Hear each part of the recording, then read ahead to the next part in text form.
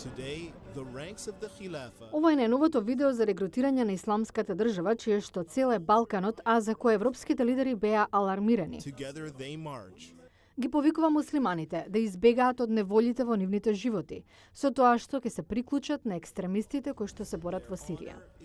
Айман Дин е поранешен член на Ал-Каида, кој што се преобратил против радикалниот исламизам.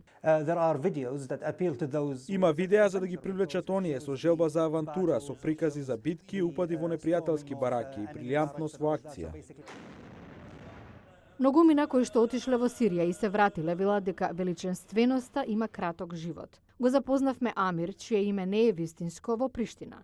Инспириран да помогне на невините лица во граѓанската војна во Сирија, се приклучил на една од исламските паравојски за борба против силите на председателот Асад.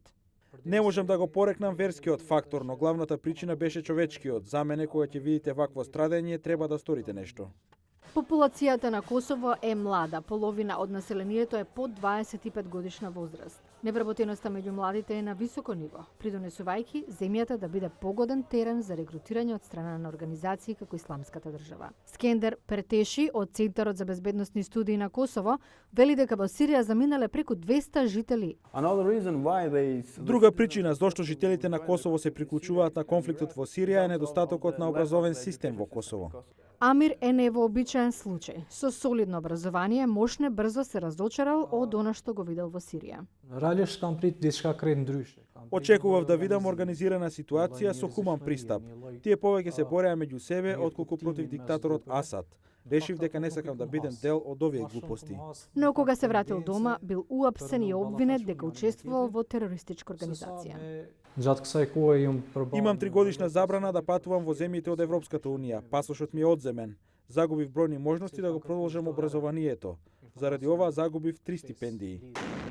Кратко време откако се вратил, дознал дека лидерот на паравојската, каде бил член, бил убиен во борбите со една од опозиционите организации.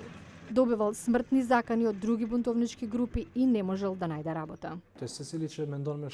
За секој кој што сака да оди таму, би му кажал дека ова е верски неприфатливо. Само им наштетува на муслиманите. Мојата порака е останете дома.